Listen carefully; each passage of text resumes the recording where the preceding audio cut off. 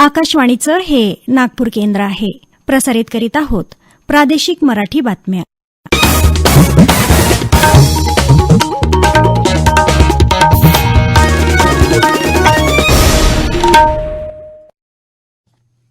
आकाशवाणी नागपूर. आभार आणि पटवर्धन आपल्याला प्रादेशिक बातम्या देत आहे. काही ठळक बातम्या. भारताच्या चांद्रयान-3 मोहिमेची यशस्वी आगेकूच. माजी पंतप्रधान दिवंगत अटल बिहारी वाजपेयी यांच्या 5व्या पुण्यतिथीनिमित्त देशाची आदरांजली. शरद पवार, अजित पवार दोघांच्या वारंवार होणाऱ्या भेटीमुळे आघाडीत संभ्रम. राज्याचे विरोधी पक्षनेते विजय वडेट्टीवार यांचं प्रतिपादन. आणि मिशन इंद्रधनुष 5.1 मोहीम फत्ते करण्यासाठी गडचिरोलीमध्ये आरोग्य कर्मचाऱ्यांचे शर्थीचे प्रयत्न. भारताच्या चांद्रयान-3 मोहिमेची यशस्वी आगेकूच होत असून आज सकाळी 8:30 वाजता आणखी एक मोठा टप्पा चांद्रयानानं ओलांडला असल्याची माहिती इस्रोनं ट्विटरवर दिली आहे. त्यात म्हटलंय की सध्या चांद्रयान हे चंद्राभोवती 153/163 एवढ्या कक्षेत फिरत आहे. पुढच्या टप्प्यात उद्या 17 ऑगस्टला प्रॉपल्शन मॉड्यूल आणि लँडर मॉड्यूल एकमेकांपासून वेगळे होणार आहेत. त्यानंतर लँडर मॉड्यूल चंद्राच्या पृष्ठभागावर जाण्यासाठी रवाना होईल. येत्या 23 ऑगस्ट रोजी चांद्रयान-3 हे चंद्रावर उतरेल.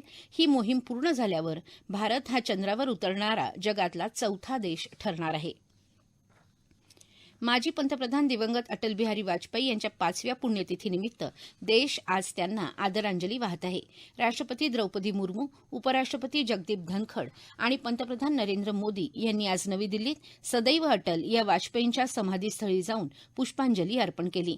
केंद्रीय मंत्री अमित शाह, राजनाथ सिंग, नितीन गडकरी, अनुराग सिंग ठाकूर, लोकसभेचे सभापती ओम बिर्ला यांनीही वाजपेयी यांना आदरांजली वाहिली. आपण 140 कोटी भारतीयांच्या वतीनं अटलजी यांच्या पुण्यतिथीनिमित्त त्यांना आदरांजली अर्पण करत आहोत, असं पंतप्रधान नरेंद्र मोदी यांनी ट्विटच्या माध्यमातून सांगितलं. वाजपेयी यांच्या नेतृत्वाचा भारताला मोठ्या प्रमाणावर लाभ झाला असून त्यांनी 21व्या शतकाकडे वाटचाल करताना अनेक क्षेत्रांमध्ये देशाच्या प्रगतीत महत्वपूर्ण भूमिका बजावली, अशा शब्दात पंतप्रधानांनी आदरभावना व्यक्त केल्या आहेत. अटलजी यांनी तत्व आणि मूल्य जपत उच्च दर्जाचं राजकारण प्रस्थापित केलं, असं केंद्रीय गृहमंत्री अमित शाह यांनी ट्विटरवर म्हटलं आहे. एका बाजूला त्यांनी सुप्रशासनाचा पाया रचला, तर दुसऱ्या बाजूला त्यांनी पोखरणच्या माध्यमातून संपूर्ण जगाला भारताची क्षमता दाखवून दिली, असं शाह यांनी म्हटलं आहे. वाजपेयी यांनी भारतात राजकारणाच्या नवीन पर्वाची सुरुवात केली. गरिबांसाठी त्यांनी केलेल्या समर्पणाच्या भूमिकेतून आम्हाला कायम मार्गदर्शन मिळत राहील, असं भाजपा अध्यक्ष जे.पी. नड्डा यांनी म्हटलं आहे. आपल्या अमूल्य विचारांमुळे, कुशल नेतृत्वामुळे आणि उत्कृष्ट राजकीय धोरणांमुळे भारतात विकास आणि सुशासनाची मुहूर्तमेढ रोवणारे कवी मनाचे मुत्सद्दी राजकारणी भारतरत्न अटल बिहारी वाजपेयी यांना स्मृतिदिनानिमित्त भावपूर्ण आदरांजली, अशा शब्दात मुख्यमंत्री एकनाथ शिंदे यांनी ट्विटरवर आदरांजली वाहिली आहे. भारताचे 10वे प्रधानमंत्री राहिलेले अटल बिहारी वाजपेयी यांचं 16 ऑगस्ट 2018 रोजी प्रदीर्घ आजारानं निधन झालं. अटल बिहारी वाजपेयी यांनी 9 वेळा लोकसभेचं तर 2 वेळा राज्यसभेचं प्रतिनिधित्व केलं. 2014 मध्ये सत्तेत आल्यानंतर पंतप्रधान नरेंद्र मोदी यांनी 25 डिसेंबर हा अटल बिहारी वाजपेयी यांचा जन्मदिवस सुप्रशासन दिवस म्हणून साजरा करण्याची घोषणा केली. अटल बिहारी वाजपेयी यांना भारतरत्न आणि पद्मविभूषण या पुरस्कारांनी गौरवण्यात आलं होतं. केंद्रीय युवक कल्याण आणि क्रीडा मंत्रालयातर्फे उद्यापासून उत्तर प्रदेशमध्ये वाराणसी इथं युथ 20 शिखर परिषदेचं आयोजन करण्यात आलं आहे. ही परिषद 20 तारखेपर्यंत चालणार आहे. G20 देश, आमंत्रित देश आणि आंतरराष्ट्रीय संघटनांचे 100हून अधिक प्रतिनिधी या परिषदेसाठी निश्चित करण्यात आलेल्या 5 विषयांवर विचारमंथन करणार आहेत.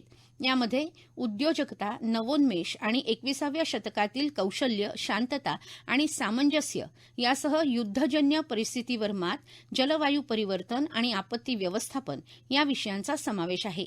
यापूर्वी या विषयावर देशभरात झालेल्या बैठकांचा समारोप या परिषदेनं होणार असून या परिषदेत आधीच्या बैठकीत निश्चित करण्यात आलेल्या आराखड्यावर चर्चा होणार आहे.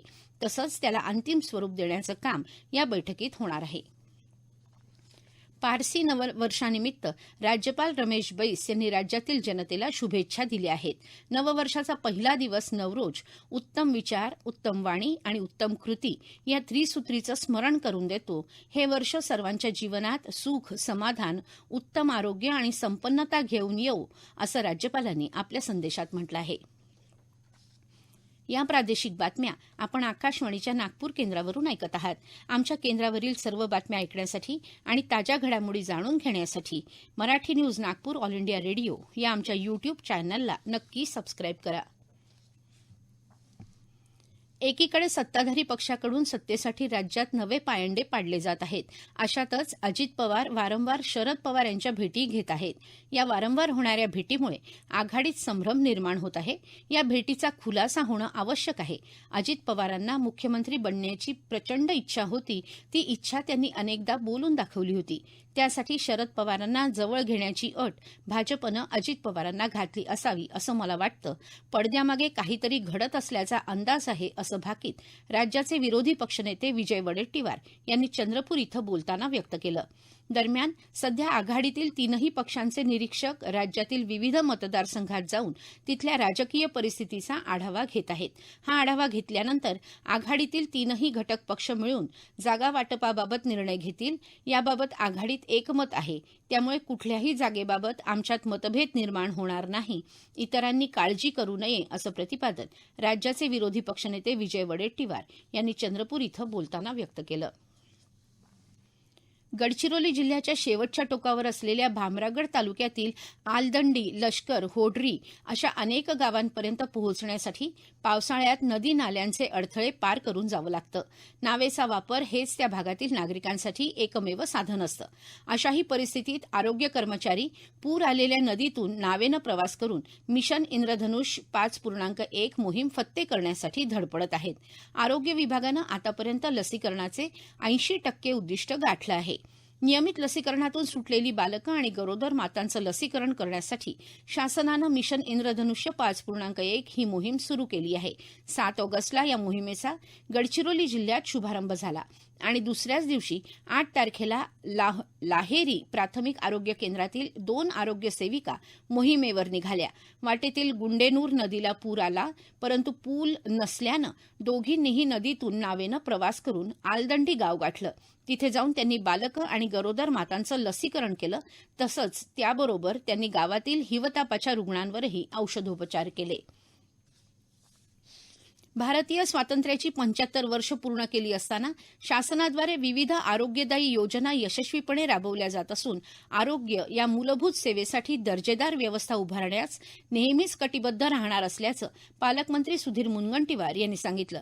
चंद्रपूर महानगरपालिकेतर्फे 15 ऑगस्ट स्वातंत्र्यदिनी डॉ. झाकीर हुसेन उर्दू प्राथमिक शाळा येथील मनपा आरोग्यवर्धिनी केंद्राचं उद्घाटन पालकमंत्र्यांच्या हस्ते करण्यात आलं.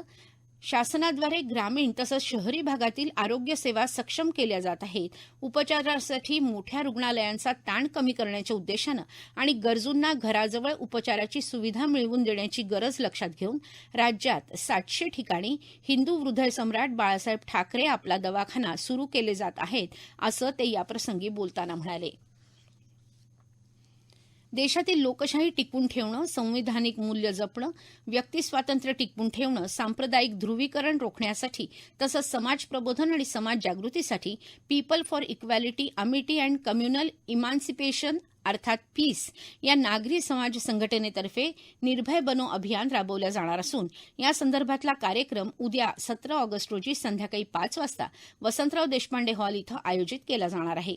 ज्येष्ठ पत्रकार आणि गांधी नेहरू विचाराचे प्रतिपादक सुरेश द्वादशीवार हे अध्यक्ष असून गांधी विचाराच्या 90 वर्षीय प्रतिपादक लीलाताई चितळे या प्रमुख पाहुणे राहणार आहेत. तसंच सामाजिक कार्यकर्ते डॉ. विश्वंभर चौधरी आणि कायदेतज्ञ आणि मानवाधिकार विश्लेषक असीम सरोदे वक्ते म्हणून उपस्थित राहणार असल्याची माहिती पीस संघटनेचे सदस्य श्याम पांढरी पांडे यांनी दिली आहे. उद्यापासून आगामी 20 ऑगस्टपर्यंत नागपूरसह विदर्भाच्या सर्व जिल्ह्यात विजांच्या कडकडाटासह तुरळक ठिकाणी हलका ते मध्यम स्वरूपाचा पाऊस पडू शकतो असा इशारा नागपूर हवामान खात्यानं दिला आहे. दरम्यान आगामी काही तासात नागपूर, भंडारा, चंद्रपूर, गडचिरोली आणि यवतमाळ इथं काही ठिकाणी विजांच्या कडकडाटासह वादळ आणि हलका ते मध्यम पाऊस पडण्याची शक्यता आहे. विदर्भातील गोंदिया, अमरावती, वर्धा आणि वाशिम जिल्ह्यांमध्ये देखील काही ठिकाणी हलका पाऊस पडण्याची शक्यता आहे. शेवटी पुन्हा काही ठळक बातम्या. भारताच्या चांद्रयान-3 मोहिमेची यशस्वी आगेकूच. माजी पंतप्रधान दिवंगत अटल बिहारी वाजपेयी यांच्या 5व्या पुण्यतिथीनिमित्त देशाची आदरांजली. शरद पवार, अजित पवार दोघांच्या वारंवार होणाऱ्या भेटीमुळे आघाडीत संभ्रम. राज्याचे विरोधी पक्षनेते विजय वडेट्टीवार यांचं प्रतिपादन. आणि मिशन इंद्रधनुष 5.1 मोहीम फत्ते करण्यासाठी गडचिरोलीमध्ये आरोग्य कर्मचाऱ्यांचे शर्थीचे प्रयत्न. याबरोबरच हे प्रादेशिक बातमीपत्र संपलं. नमस्कार.